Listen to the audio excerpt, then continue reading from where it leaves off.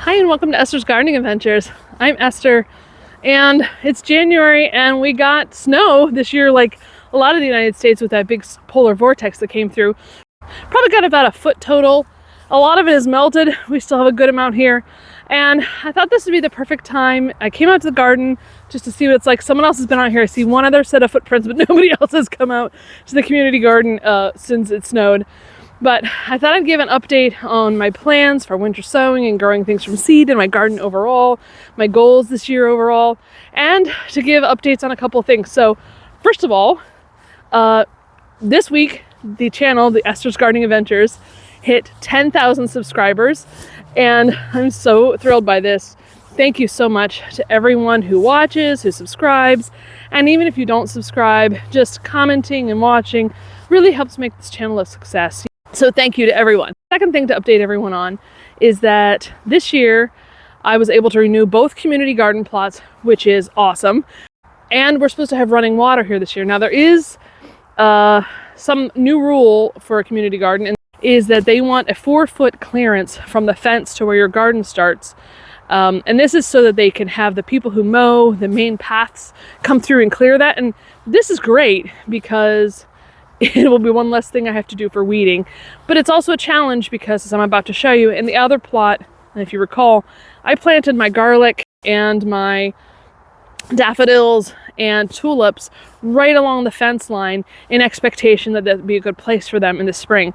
That's the guy who works for the county who manages this garden for an exemption until the garlic and the tulips have done their blooming and are all done. He said he would look into it, would think about it, and get back to me. But if he doesn't, I might have made an investment in that might be hard to recoup. And I don't quite know whether you can transplant garlic. I've read that it's possible, but you might not get them to separate bulbs, the bulbs to separate into cloves if you do. So I don't know. What are your suggestions there? But the good news is the nail biter that happens every January, will I get the same plots? Will I be able to get my plots or not? Has been answered. So that means I can plan what I'm going to do for my garden. Now, if you recall, this year I am also taking a course on Master Gardener course to be an Maryland Agricultural Extension Office Master Gardener Educator Volunteer. So that basically means I have to take 16 weeks of classes starting in February. This coming week is our orientation to meet all the other people who are going to be taking the class with me, which I'm really excited to meet them. Take an open book test, and then I have to do 40 hours of volunteer work of helping educate the community at like community centers, retirement facilities, things like that, retirement homes, things like that, to help them understand how to garden. And that's what I love doing, so it's like perfect for me, but it's gonna keep me pretty busy. So some of my goals for gardening this year are fitting around the fact that this is going to be a pretty big year otherwise. But I want to simplify things, so I'm going to go back to some of the core things I've loved to grow, some of the tomatoes that have been real performers for me in the past years, and grow a lot of sweet peppers and a lot of things. And for winter sowing, I'm going to stick with, winter sowing is great for growing anything, but for me in particular, cool weather vegetables, flowers, both annuals and those that come back every year, perrenials, as well as native plants, and then some warm weather vegetables like tomatoes do really well winter sowing for me, herbs, squash, zucchini, melons, pumpkins, and I may do a few peppers and a few eggplants in the winter sowing. But the reason why I'm going to be starting most of my eggplants and pepper plants indoors under grow lights is because here the temperatures stay pretty cold until pretty late in April, and the peppers, they do okay and they're great transplanting, they do great in the garden, but they take about a month longer for the fruit to mature when I winter sow them versus when I've started them indoors. The slow growing vegetables I'm going to stick with growing mostly using indoor seed starting. I'm also going to continue my efforts to have a cut flower garden, which means basically I'm going to be growing flowers that are meant to be harvested and cut and put into vases and flower arrangements. And I'm going to try to keep that simple because the reality is a cut flower garden also requires a great deal of maintenance because you have to cut things like twice a week.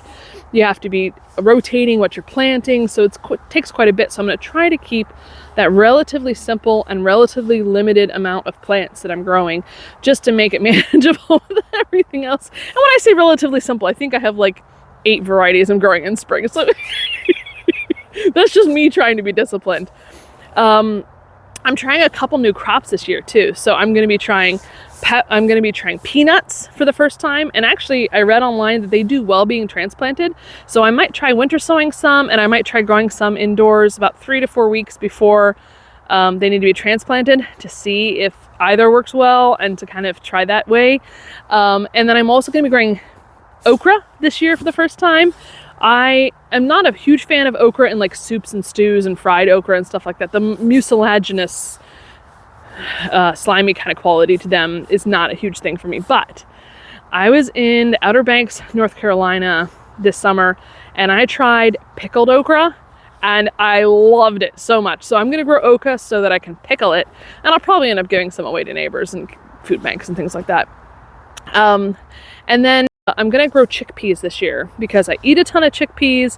They're relatively drought tolerant, and I think they'll be fun to grow this year and to try growing another legume. And I'm really going to lean into beans this year.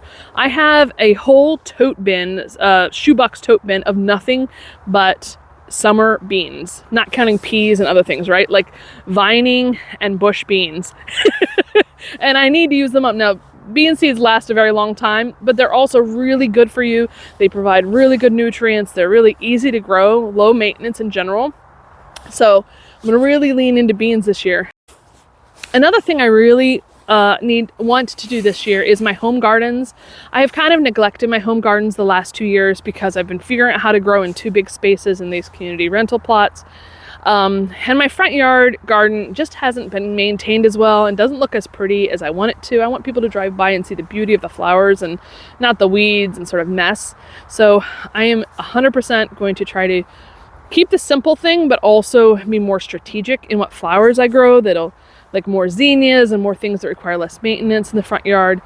And my backyard, I have neglected it 100% in the last year. So I need to go in this winter and do some tree pruning and clearing out of bushes and invasive plants and other things. And then I need to figure out some of the native plants that I want to grow. My backyard is mostly shade, and I grow mostly natives back there. And so I want to figure out what native flower varieties I can add back there. So yeah, this is going to be a really exciting, fun year. I hope to be able to share all I've learned in the Master Gardener program with all of you. Happy winter sowing shortly for those in the Northeast. For me, I'm going to probably throw a few out in the winter in the snow, because I just can't have snow and not have jugs out there. But yeah, happy winter sowing, happy seed growing, happy plant planting and garden planting, and I'll see you soon.